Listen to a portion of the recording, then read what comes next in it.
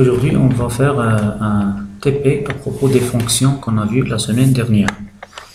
Alors, dans ce classeur, on constate que ce classeur contient deux feuilles de calcul. La première s'appelle calcul, la deuxième s'appelle concours. Pour la feuille calcul, on va essayer de réaliser ces calculs en utilisant ce qu'on appelle les fonctions. Pour la première, on va calculer la somme de cette plage de cellules de B2 jusqu'à B8. Donc, on va utiliser la fonction somme. Très bien. On va activer la cellule B9.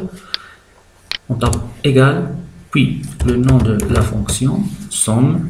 On ouvre la parenthèse et on va taper la plage de cellules de B2 jusqu'à B8. Donc, B2, deux points, B8.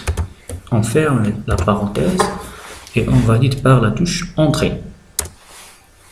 Très bien.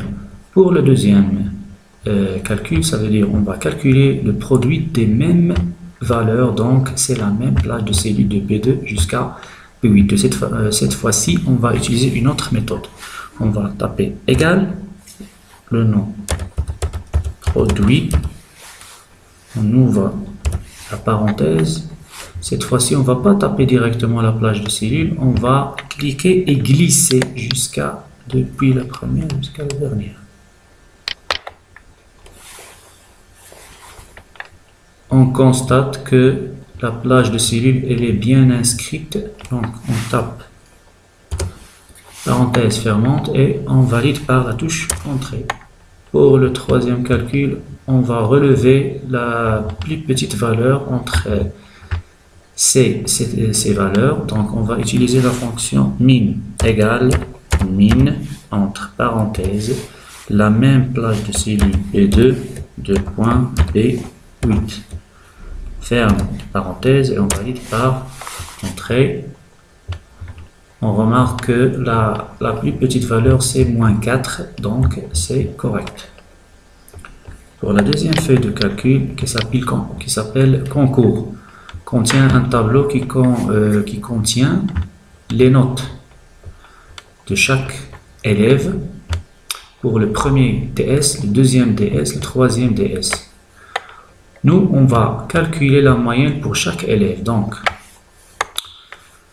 dans la cellule F2, on va calculer la moyenne de ces trois notes. Donc, on utilise la fonction moyenne égale moyenne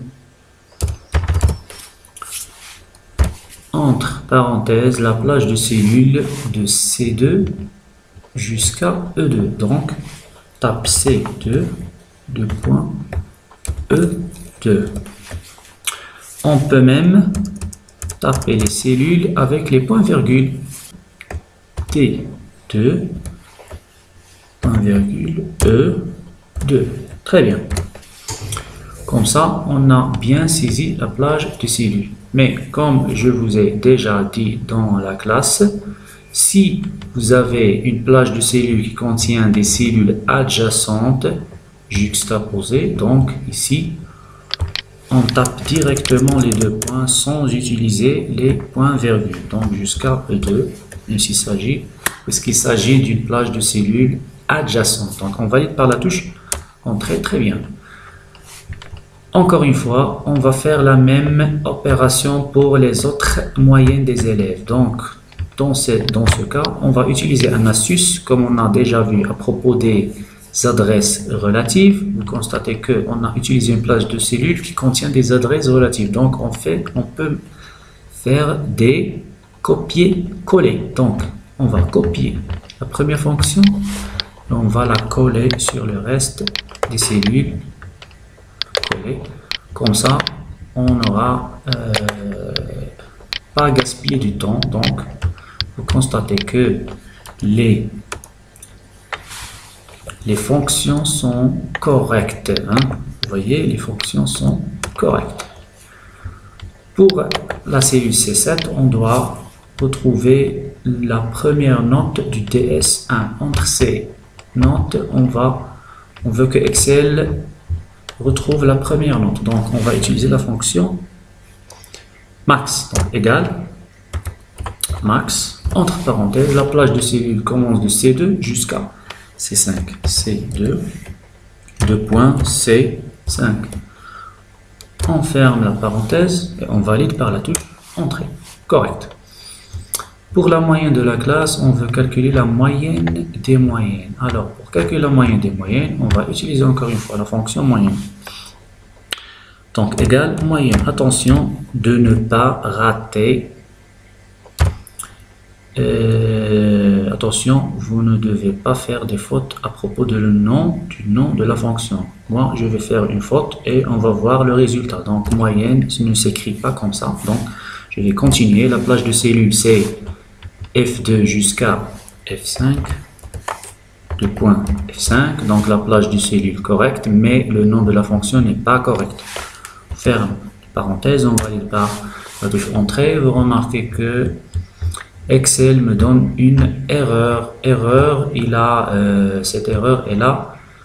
Une relation avec le nom de la fonction. Donc, le nom, ce n'est pas correct. On va activer la cellule et on va corriger l'erreur. Très bien, moyenne avec 2 N, on va valider. Et voilà, le résultat est bien correct. Pour la colonne observation. Donc, dans cette colonne, plus spécialement dans ces cellules, on doit donner l'observation. Donc, l'Excel doit retourner soit admis, soit non admis, selon la moyenne qui se trouve dans la cellule F2. Comment on va faire? On va utiliser la fonction si, comme ça. Donc, on va taper égal si, entre parenthèses, la note ou bien la moyenne de cet élève se trouve dans la cellule F2. Donc, si F2 est supérieur ou égal à 12. Point virgule. Donc, on a dit que la fonction si doit avoir 3 paramètres. Le test logique, ça veut dire la condition. La valeur, si vrai, si la condition est correcte, quel est le message qui va être affiché? Et si la condition n'est pas correcte, c'est le message qui va être affiché, c'est la valeur si faux. Donc, si le résultat est correct, si la condition est correcte, donc on va taper admis.